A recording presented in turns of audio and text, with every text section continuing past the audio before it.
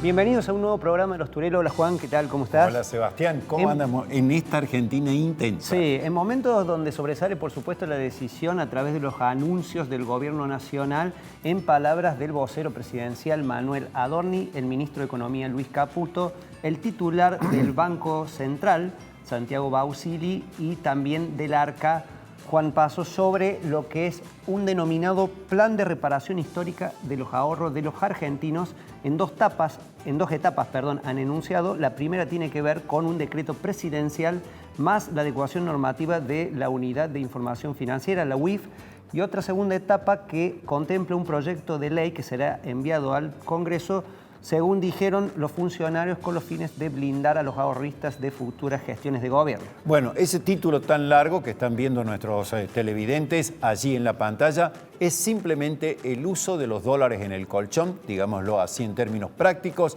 plan de reparación histórica de los ahorros, que se va a poder utilizar en función de que se han modificado los montos mínimos para denunciar ciertas operaciones que tiene que ver con las compras en supermercados, de automóviles, electrodomésticos u otro tipo de operaciones que ahora no van a requerir esa información a la AFIP o a la ex AFIP, hoy ARCA, ni siquiera de parte de los escribanos en lo que tiene que ver con las operaciones inmobiliarias.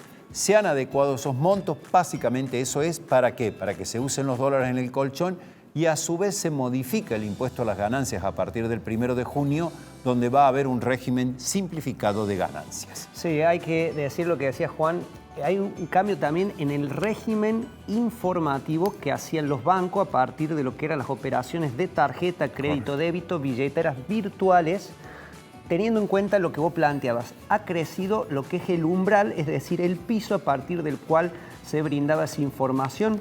Acá tenemos, por ejemplo, vamos a leer algún dato destacado que tiene que ver, en el caso de las transferencias y acreditaciones bancarias para personas físicas, ese umbral será de 50 millones de pesos, 30 millones para personas jurídicas, y en el caso de extracciones en efectivos y compras, el piso se eleva a 10 millones. Así es. Este último importe, si uno lo traduce linealmente, aunque no es así, $10.000, estamos hablando de los cánones internacionales aproximadamente. Habrá que ver la letra chica, hay que esperar la publicación en el boletín oficial, la adecuación de las normativas.